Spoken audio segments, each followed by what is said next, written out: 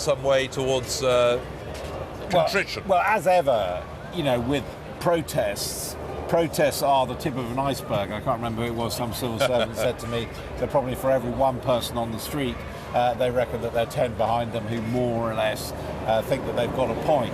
And he could perhaps have done more had he wanted to lessen that sort of general feeling of discontent. At the same time, you have to remember that a new opinion poll today says that 52% of the population apparently think this whole inquiry is a waste of time and money, and it's not going to turn up anything new. But I did not see today's performance as being a step towards Tony Blair rehabilitating himself in the UK. In that sense, it may have been a missed opportunity. He may have judged that it was too soon anyway to win people over. Certainly some have suggested that for a man who was seen to be very much a man of the people, who was very in touch with people's feelings when he was, most of the time when he was Prime Minister, certainly in the first half of his period as Prime Minister from 97 onwards, that maybe he's got rather distant and lost that common touch, and maybe didn't feel what was required, what the British public wanted today out of this. Well, certainly, as he made clear, he's not actively involved in British politics anymore. He's not living here most of the time. So I think with all of that, your antenna for the national mood might disappear. Although I have to say, it was very clear that he's been following what the other witnesses have been saying here extremely closely. I come back to this point, you know, what this inquiry is trying to do is to draw a line under Iraq. Now, people are going to disagree or agree about the conclusion, and it just seemed to me, from listening to it today, that it looks inescapable that there will be criticisms of the process of government, of some of the decisions taken, of ad hoc meetings. We've had that sort of thing before, so for government. But actually, this may get a bit closer and actually criticise some of the judgments, particularly about the preparation for war, getting into war, and what came afterwards. I suppose what some people, and particularly those who are protesting out here, and some of the families of who were bereaved because of the Iraq war, will perhaps be looking for what they call closure, maybe looking for some sort of catharsis. What you're saying is, don't expect it out of this inquiry. This is, in a way, a rounding off, a summing up, a drawing a line underneath without necessarily clearing the whole consciousness. Well, my hunch at this stage is that on the work of this committee so far, they will reach a considered and balanced view, which will go some way to take on board the criticisms, but it won't go all the way. It won't say Tony Blair's a war criminal. It won't say lives were wasted in that way. No. Incidentally, we got end of February, beginning of March for Gordon Brown to give his evidence. Not mentioned at all today. I think we're already seeing one big loser in terms of reputation coming out of these hearings. Jack Straw, currently the Minister of Justice, seems almost to become a bit of a joke figure for dwelling so much at the inquiry about his hesitations, his caution about going to war, yet being depicted in other people's evidence very much as a figure who was actually advocating and leaning on people to try and make the case. I think he's got quite a lot of work to do to re-establish his own reputation. Let's have a chat a bit later, Adam. Thank you very much indeed for the moment. As we're watching the QE2 building in the heart of Westminster here, we're just keeping an eye on those exits. There are protesters all around the building, and we're keeping an eye on the exits there, see if we can see Tony Blair leaving. He came in through a back entrance earlier in the day. 2 hours before the inquiry started, before he actually sat down for his 6 hours of cross-questioning by the Chilcot panel.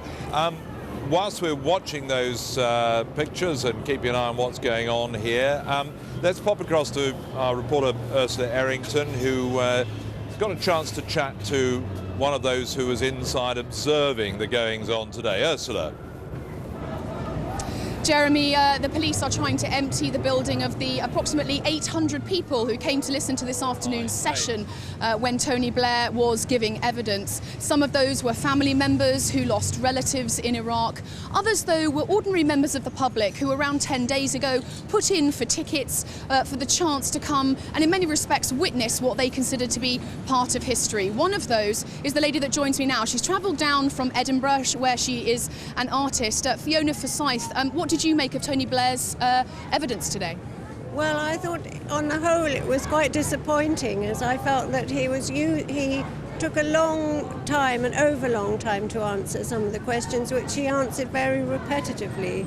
I thought the questions were good, and I felt that his focus on Iran and Al-Qaeda was disappointing, you know, and that was something he repeatedly referred to. So that was something that stood out for you, was it? Did that shock you? Was there anything in there that shocked you? Well, I felt rather shocked that I didn't see any evidence of soul searching, but rather, very little sign of rethinking or regret. You travelled a long way to be here. You were in the ante-room with many other people watching it. What was the atmosphere like in that ante-room? What was going on in there? Well, the atmosphere was quite subdued to start with. In the first break, people were talking.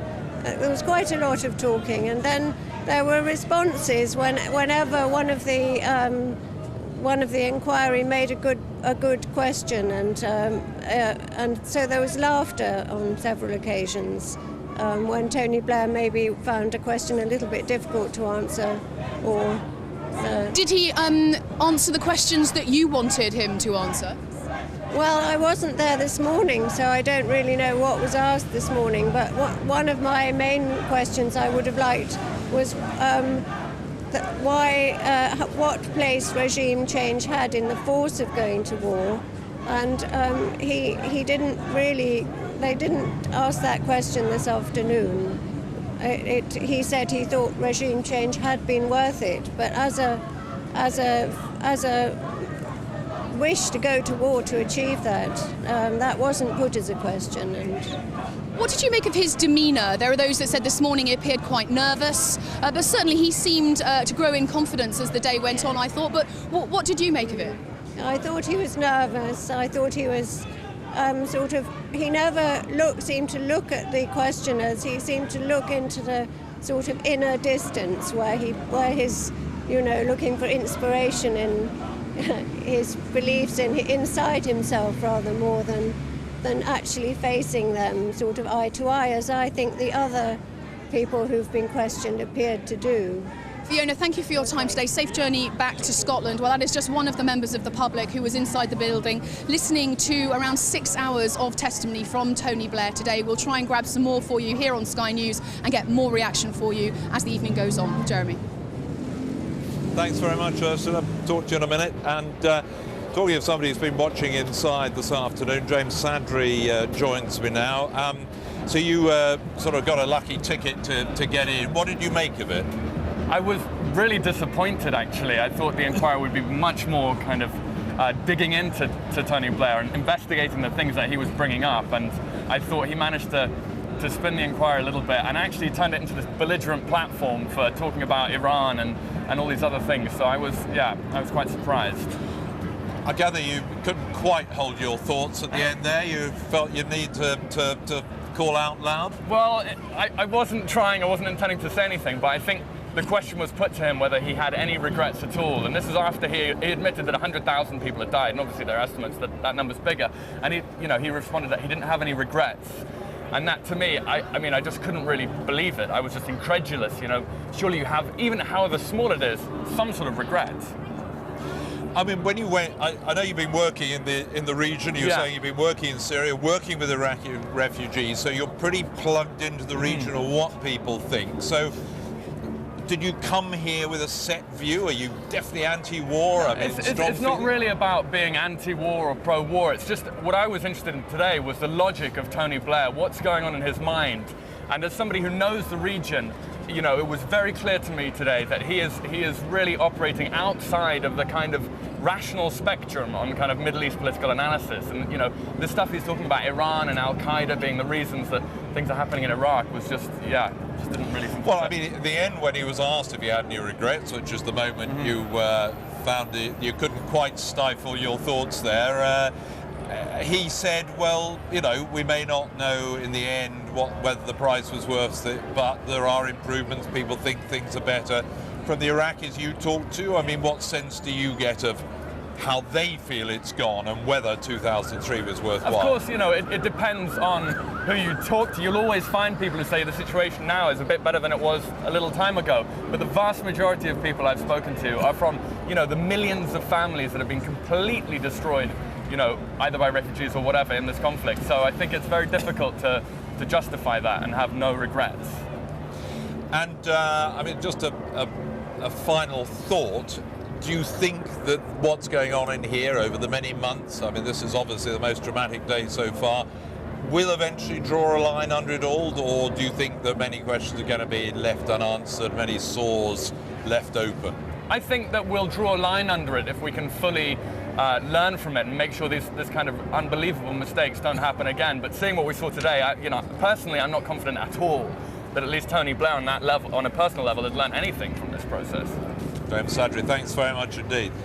Thank you. Let's take you over to the States now. I'm bringing John Bolton, who of course was US representative to the UN in the Bush administration and very much involved before that the State Department in the thinking behind the process that got the United States and allies, including Britain, to the point in 2003 where the invasion took place. John Bolton, very good to talk to you on Sky News. I'm not sure how much of today's proceedings, the cross-questioning of Tony Blair, you were able to hear, but I just wonder what your impressions were of what appeared to be a pretty steadfast defense of his decision to go to war.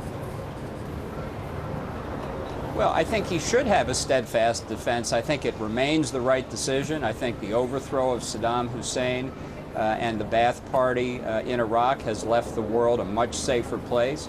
And I think that while there's certainly many criticisms that we could make of the activities of our forces after the overthrow, that's really a separate question analytically. And so when Prime Minister Blair said he had no regrets about the decision to use force to overthrow Saddam, I think he's exactly right. And have you also got no doubts about the legality of that war in which your country and your administration were involved? Absolutely none. And I must say, having now heard the testimony from some of the legal advisors of the British government, it's really remarkable to me what shoddy legal analysis they came up with. I think they did Prime Minister Blair a grave disservice because they pushed him in the direction of trying to prove more of the imminence of Saddam's threat of the use of weapons of mass destruction than was necessary. Under our view, which President Bush expressed unequivocally in his 2003 State of the Union address, we didn't need to show imminence to justify the use of force. And I think that was an accurate analysis then, and it's accurate today. If you can't find legal justification to remove a threat like Saddam Hussein, you're on the way to national suicide. Tony Blair at the end said that he had only responsibilities but no regrets about what he'd done because he felt that progress had been made. There were lessons that could be learned, but on the whole, the Iraqi people were better off generally, and that there were signs that democracy is taking root. I mean, looking back on it, is that in itself sufficient justification? No, I don't think so. The world is a safer place with Saddam Hussein in his grave and his regime removed and unable to pursue weapons of mass destruction. That was the strategic interest of the United States, and I think the strategic interest of Great Britain in deciding to overthrow him. Those strategic objectives were obtained. And in addition, as a side benefit, Libya gave up the pursuit of nuclear weapons. So I don't think there's any question that we're all better off with the outcome of the war. Do you end up in the United States looking across the Atlantic and scratching your heads at why we British seem to feel the need to go through a whole series of inquiries into whether this was a good venture or not a good venture? No, I mean, we've done the same thing over here, and I think that's inevitable when you have a controversial decision like that. But I think the real lesson to be drawn is that when a democracy faces a threat from an authoritarian government that's prepared to use deadly force, including weapons of mass destruction, with delivery systems either through ballistic missiles or through terrorists, if you're not prepared to act in advance to defend yourselves and your innocent civilian population, you are giving away the basic responsibility of government. And I think this is an issue we're going to debate for a long time. John Bolton, thank you very much indeed for joining us from the United States as we just remind people that we're outside the Queen Elizabeth II Centre in the heart of Westminster here, where the Iraq inquiry closed its doors at around 5:10 this afternoon after 6 hours of interrogation of the panel of Tony Blair, the former Prime Minister, the man who was leading the British government at the time that Britain went to war in March 2003. And as we watch the crowds and the police on the corners of the building, there are still protests going on from the Stop the War Coalition on all four corners of the building. And police cars and ambulances around just keeping an eye on the crowds. And we're also watching those doors to see if we can see Tony Blair leaving. He came in 2 hours before he was needed at the inquiry today at around 7:30, came in very quietly with his security through a back entrance away from the protesters, away from the public gaze. So we're unsure whether he's going to depart the same way tonight or whether we'll see him walking out of the front door of the inquiry. We also heard that the current Prime Minister, Gordon Brown, will be giving evidence over the next month or so to the inquiry. So certainly before a general election is likely in this country. But Tony Blair today very firm in his views that he had no regrets, only responsibilities about the Iraq war. He showed no contrition, no regrets, no apologies. He just talked to me all the time. He said, a man who had taken the right decision for this country to remove Saddam Hussein. Let's hear more from some of the people inside the inquiry in the public gallery today. Ursula Errington is with them. Ursula. Jeremy, I'm trying to gauge as much reaction from those who've been inside and listened to Tony Blair's testimony today. I'm joined by George McManus, who is a Londoner who, interestingly, has been to many of these inquiry sessions now. He's heard Jack Straw, Alistair Campbell, as well as Lord Goldsmith. So he's very able to give us a sense of the difference in tone to what you've heard today. Mr. McManus, what did you think of the tone of the evidence that Tony Blair gave? I think the panel gave him quite penetrating questions, and I think he was quite embarrassed at one stage. He kept kind of wriggling in his seat a bit. I think he was quite embarrassed by the whole thing. What did you think about the nature of their questions? You said their questions were penetrating. The panel have been criticised earlier in the inquiry for perhaps not being as... No, one of the panel said he felt ashamed of all the people who were killed in Iraq. And at the very end, the chairman said to Tony Blair, have you got anything to say? And he said no. And he was surrounded by people, all the people whose sons were killed in Iraq. Why do you feel that you want to come down here to listen to so much of this inquiry? Why is it important to you? It is, after all, in many ways, the fourth set of public questioning that Tony Blair has had. But I hope that this is the one that we might actually get to the root of it all, with some luck. As I said, I'm coming back next week as well to see Claire Short and Anthony Wedgersbed's son is on next week as well. Yeah, no, I keep coming all the time. Yeah, I'll come as long as it lasts for probably. Did anything that Tony Blair said today shock you? Yes, it seemed like he's almost preparing for the next war. You know, supposed to learn examples from it, and he's almost preparing for the next war. I think we've had enough wars already without preparing for another one. And you mentioned that you were lucky enough to obviously put in for a ticket and you got a seat today, but others were not so lucky. Well, I was very lucky. I filled in a ballot, and there was only very, very few people who were lucky enough to get a ticket on a ballot, and I was one of them.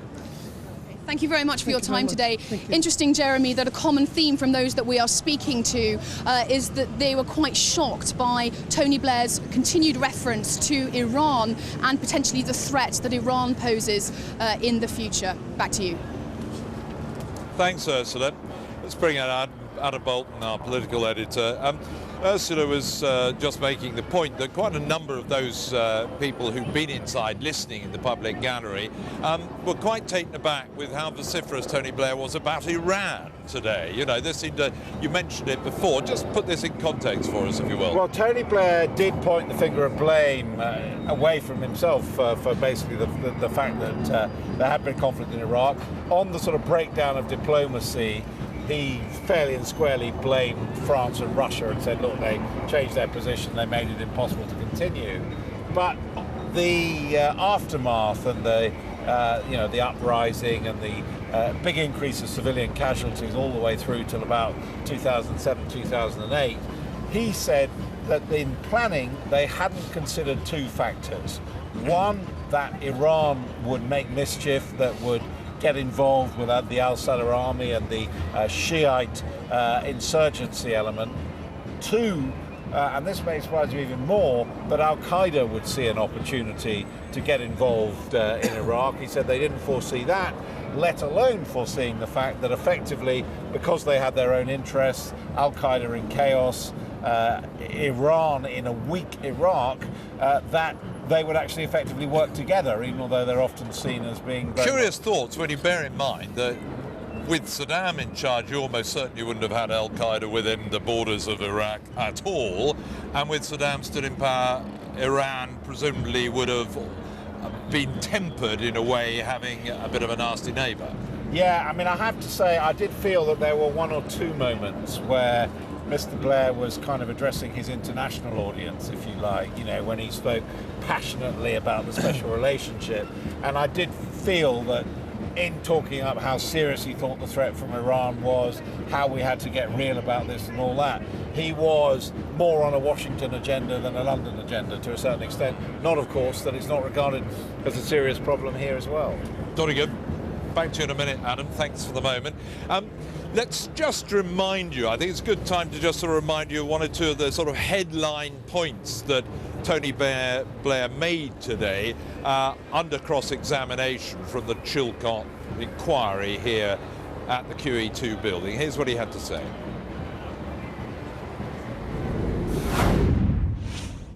As I sometimes say to people, this isn't about a lie or a conspiracy or a deceit or a deception. It's a decision. And the decision I had to take was, given Saddam's history, given his use of chemical weapons, given the over 1 million people whose deaths he caused, given 10 years of breaking UN resolutions, could we take the risk of this man reconstituting his weapons programs? Or is that a risk it would be irresponsible to take? And I formed the judgment, and it's a judgment in the end. It's a decision. I had to take the decision.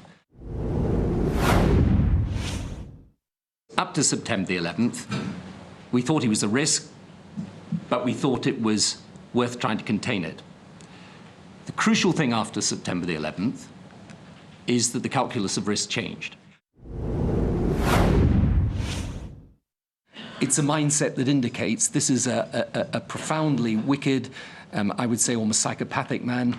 We were worried, obviously, that after him, his two sons seemed to be as bad, if not worse. So yes, it's absolutely true. This definitely impacted on our thinking.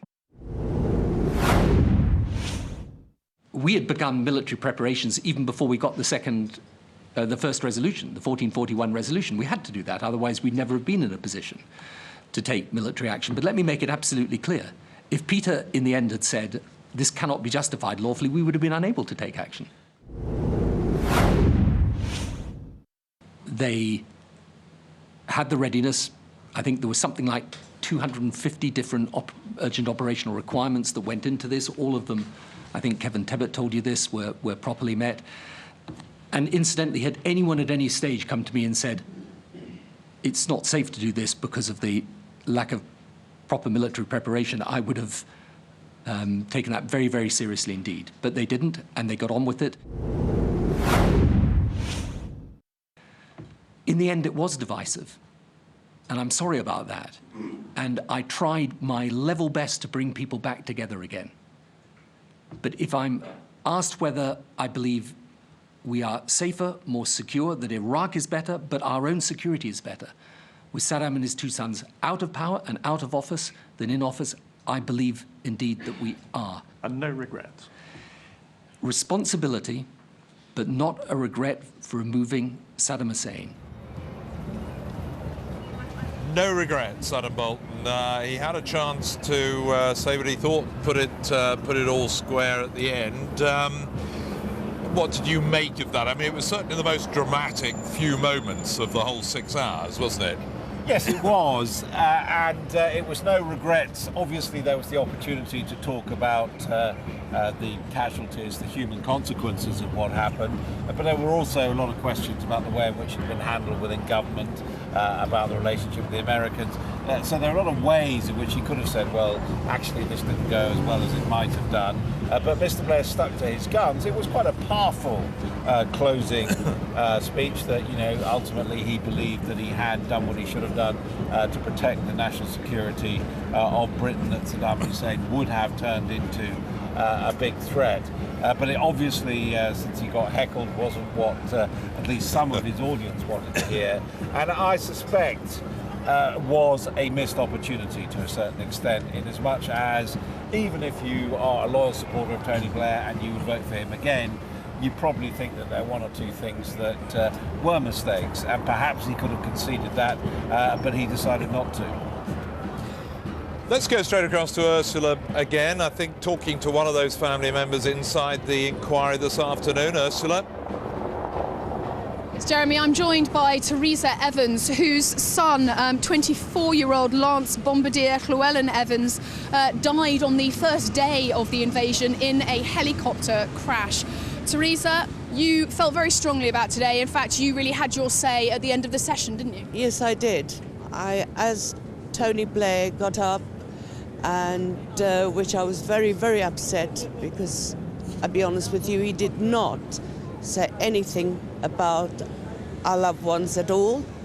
And Sir John said, would you like to say anything else that you would like to add? And he basically just spoke about everything else and walked out. And unfortunately, I shouted that he was a liar, which I still believe he is. He's a murderer at the end of the day, and he's got my son's blood on, and I now agree with all the other families that have said that, not only today, but quite a few times. And seeing him, he smiled, he laughed during the session, during the day. He never directly answered any of the questions. He spoke a lot, he really did. And I couldn't believe that he said, he will stand shoulder to each other with American Prime Minister, and yet they fought together, and the Americans do not recognize the British law. The emotion was obviously building through the day. Has it been an emotional day in that family's room? What's it been like? Yes, it has been. A lot of people are saying, I can't believe what he just says. He's a liar quite a few times. A lot of tears, including myself, which is only obvious. I'm his mother.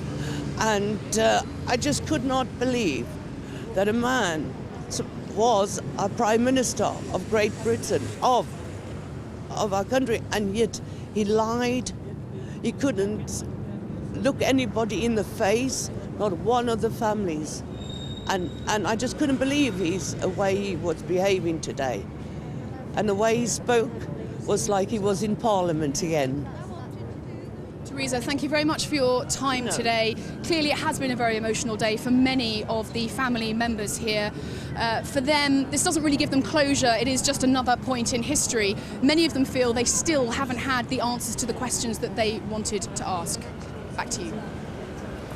Thanks very much, Ursula. Ursula, keeping an eye on those people who've been inside today and some of the crowds outside, all with pretty strong feelings, as you can imagine. A lot of people have come from right across the country to express their views today, either outside or to, if they were lucky enough to get tickets, to be in the public gallery today to hear Tony Blair's testimony on what undoubtedly has been the most dramatic and historic day in British politics and in this Iraq inquiry. A former Prime Minister asked to justify his reasons